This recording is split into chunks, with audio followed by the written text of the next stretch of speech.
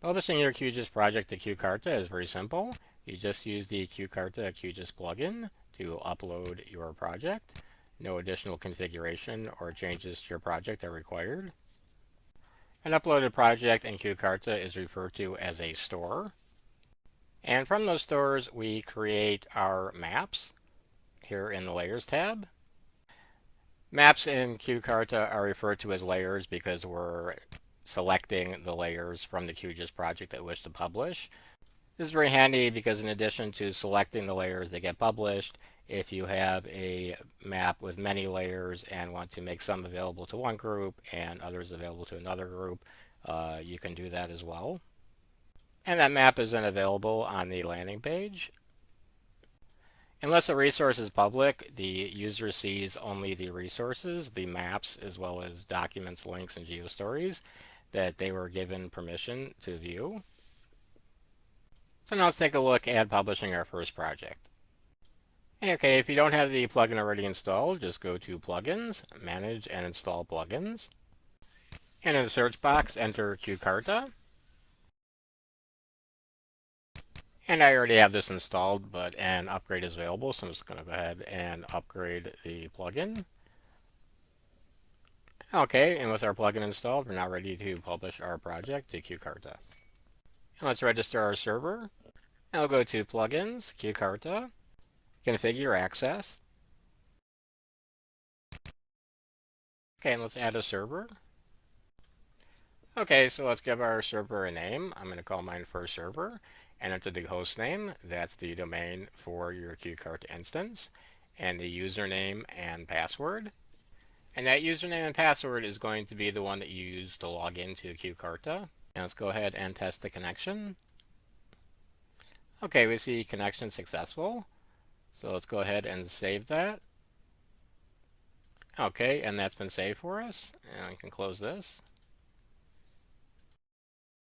Okay, now that we have a server defined, let's go ahead and publish our project. Let's go to Plugins, QCarta, Create Store.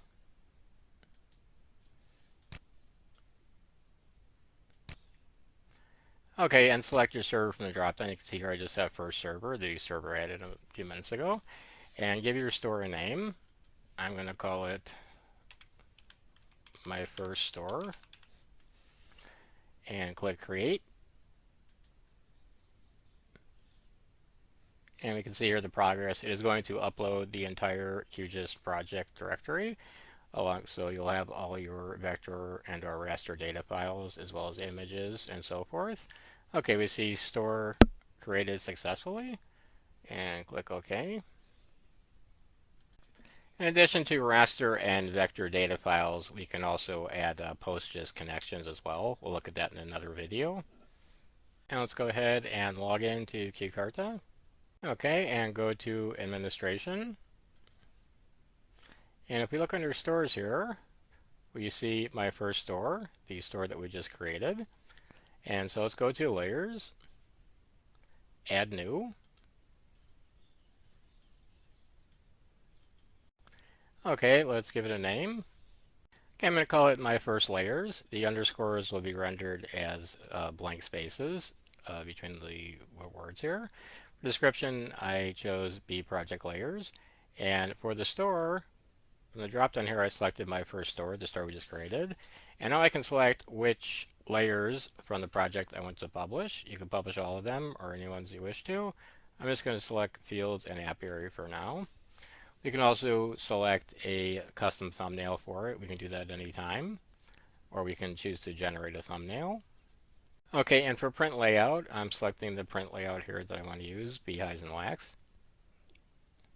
Okay, let's just zoom in on the configuration options here. I don't want this map to be public, so I'm not going to tick the public box. I do want it served by Max Proxy, and I want separate layers so that each layer will have its own control on the map. And I'm also going to show charts, show data tables, and show query options. And then I'm going to select the group that will have permissions to the map. And we can also come back at any time and update these options as well. And just zoom back here a little bit to get that in the screen here. Okay, and click Create. Okay, and we see the layer is created here. And now if you go to our landing page, okay, and here we see our map, My First Layers, now appears on the portal. You can see it's using the default thumbnail here. We can change this to a custom thumbnail if we wish to. Let's go ahead and take a look at the map. Okay, so if we look at our map here, we see it includes the two layers that we selected, fields and apiary. And because we selected the chart option, we also have some default charts here. These are not Plotly charts. If you want to include Plotly charts, just include the Plotly XML files in your QGIS project directory, and it will be picked up automatically and use the Plotly charts. So these again are just default charts. Here we see the data tables that we included as well. Like the charts, these follow the map pan. And because we enabled SQL, we get this SQL pane where end users can run SQL queries against the map data. And here we have the metadata tab, which includes the basic metadata. This can be expanded for full ISO and Inspire metadata. And if you recall the print layout we selected, this will be available here by clicking the QGIS icon to export using the print layout to PDF or GeoPDF. And there's a dark and light mode as well. Okay, and users are only going to see on the landing page permissions, maps that they have permissions for. These are all public resources here, which is why they're visible without actually logging in. Once logged in, the user will only see those resources for which his group has permissions to view. And by way of example, I gave access to the My First Layers map to the client group, the default client group that's created on installation. So if we log in now as a member of that group, so we see that this member of client group 1 has access to the My First Layers map that we published because we granted permission. These other resources are public. We can, of course, revoke public from any of these resources as well. Okay, so just to review, we began by installing the QCarta plugin. We then added a server, and with that server added, we then created a store to upload the QGIS project to QCarta, and we can also update that store as well by using the update store function.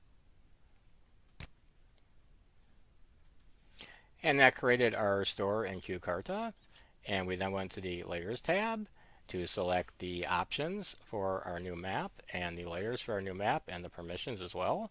And we then saw that the map was added to the portal landing page and took a quick look at the map as well.